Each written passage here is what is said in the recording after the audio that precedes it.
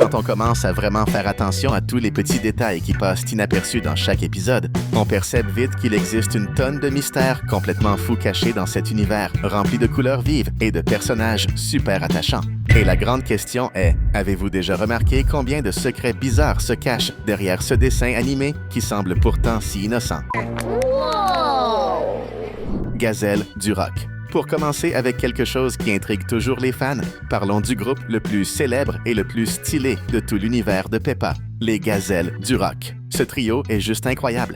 Elles apparaissent rarement, mais à chaque fois, elles mettent une ambiance folle avec leurs chansons énergiques et leur look hyper marquant. Mais il existe un détail que presque personne ne remarque du premier coup. Ces gazelles semblent être très proches de Madame Gazelle. Elles sont de la même espèce, ont le même visage, les mêmes expressions, et même des voix qui se ressemblent. En plus, Madame Gazelle ne s'appelle pas seulement Madame Gazelle. Son vrai prénom, que très peu de gens connaissent, est Gigi. Et dans la série, une théorie très populaire dit que Gigi serait tout simplement la sœur des autres membres du groupe. Ce qui renforce encore plus cette idée, ce sont les trophées suspendus au mur, des disques d'or et d'argent, prouvant que la carrière du groupe est longue, solide et pleine de succès.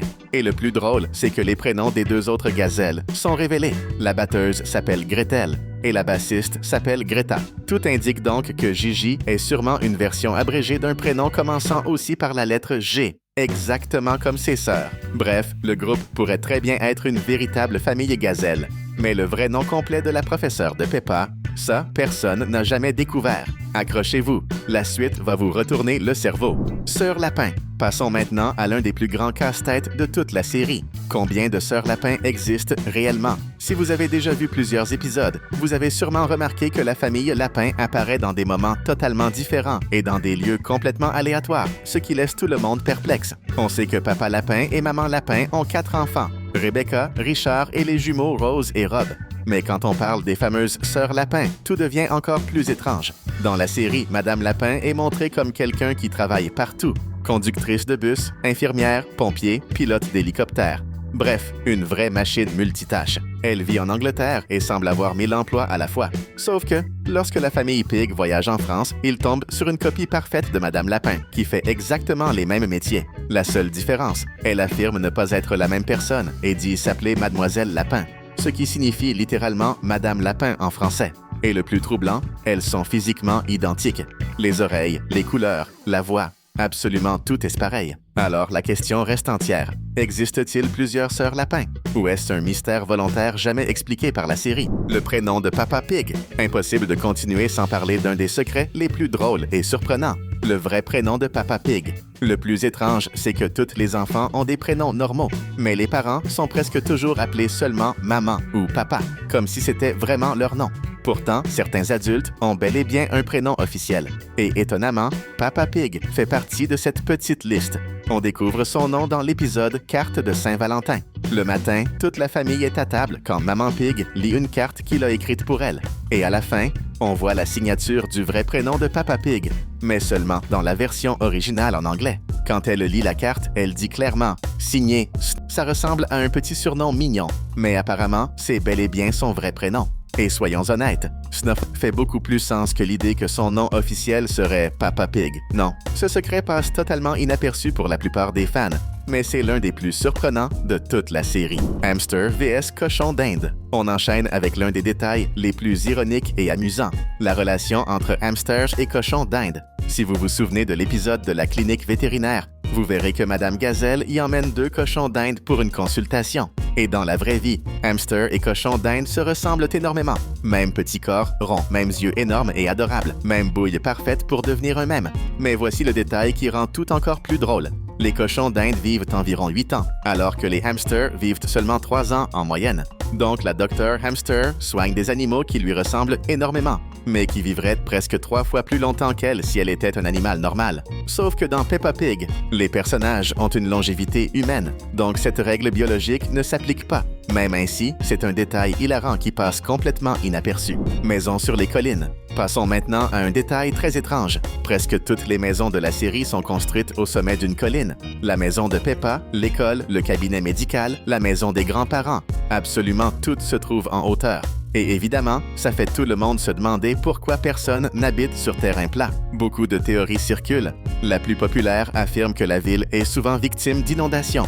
comme dans l'épisode Déluge, où tout finit sous l'eau. Ça expliquerait pourquoi Papa Pig, qui est architecte dans la série, construit toujours des maisons en haut des collines. Imaginez un déluge énorme si tout le monde vivait au niveau du sol. Catastrophe totale. Finalement, cette architecture étrange finit par faire sens dans l'univers du dessin.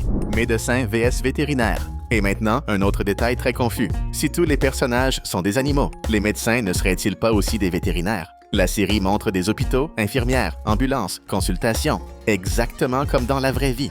Et pour compliquer encore plus, certains animaux ont eux-mêmes des animaux domestiques, comme le grand-père Pig, qui possède un perroquet hyper bavard. Alors, quand Peppa tombe malade et que Dr. Ours vient l'examiner, agit-il en tant que médecin ou en tant que vétérinaire? Ou bien comme les deux en même temps? De son côté, Dr. Hamster s'occupe des animaux qui n'ont pas un comportement humain. Donc la logique serait, les médecins soignent les animaux humanisés. Et les vétérinaires s'occupent des animaux qui se comportent comme de vrais animaux. Toujours 16 heures, un détail que presque personne ne remarque. Lorsque l'histoire se déroule l'après-midi, l'horloge indique presque toujours 16 heures. Ça arrive quand la famille Pig rend visite à Madame Gazelle, mais aussi dans plein d'autres scènes. Les animateurs font sûrement ça pour éviter les erreurs, comme afficher 4 heures et laisser croire qu'il est 4 heures du matin, ce qui serait absurde pour aller à l'école. Alors, ils utilisent directement 16 heures pour ne laisser aucune ambiguïté. Madame Gazelle Vampire. Ouvrons la dernière partie avec un mystère totalement fou. Et si Madame Gazelle était une vampire? Oui, ça paraît dingue, mais en observant bien, plein d'indices vont dans ce sens. Lorsque les enfants visitent le zoo, elle est la seule à être terrifiée par le lion et la crocodile. La théorie la plus répandue dit qu'elle a des siècles d'existence et qu'elle se souvient encore du temps où les animaux vivaient, comme dans la nature. Mais ce n'est pas tout. La série donne des preuves directes. D'abord, dans l'épisode d'Halloween, son reflet n'apparaît pas dans le miroir. Et dans une autre scène, elle dit que les chauves-souris lui rappellent son pays natal. Et soyons honnêtes, quel est le pays d'origine des vampires? La Transylvanie, évidemment. Comment une créature immortelle aurait-elle fini professeur en Angleterre? Aucun épisode ne l'explique. Mais c'est un mystère génial qui rend la série encore plus amusante. Monsieur Lion carnivore. Revenons un instant au zoo car un autre détail étrange saute aux yeux. Monsieur Lion semble vraiment être carnivore. Dans l'épisode, la professeure explique que certains animaux ne mangent pas de légumes. Et là, Monsieur Lion sourit de façon suspecte et appelle Madame Gazelle, Madame Gnou. Le souci, le gnou est l'une des proies les plus chassées par les lions en Afrique. Autrement dit, c'était une blague claire faisant référence à un instinct de prédateur. C'est censé être drôle, mais avouons-le, dans un dessin pour enfants, c'est un peu étrange. Même ainsi, c'est l'un des détails les plus amusants cachés dans la série. Qu'y a-t-il dans ce barbecue? Voici un mystère qui perturbe de nombreux fans. Que mangent exactement Papa Pig et son équipe au barbecue? Cela arrive dans l'épisode Le camion de pompiers, quand ils se retrouvent pour un moment entre amis. Parmi les joueurs, on trouve un lapin, un zèbre et un poney. Tous végétariens. Mais la situation devient vraiment étrange lorsqu'on voit Monsieur Taureau et Papa Pig eux-mêmes au barbecue. Ces deux-là représentent exactement les animaux à l'origine des viandes les plus consommées, bœuf et porc. Alors, qu'est-ce qu'ils sont en train de griller? Et soyons honnêtes, peu importe la réponse, elle est forcément bizarre. S'il y a de la viande, mieux vaut ne pas savoir laquelle. Et s'il n'y a pas de viande, comment appeler ça un barbecue? Ce mystère rappelle même le fameux sandwich au crabe de Monsieur Krabs dans Bob l'éponge, qui serait du crabe.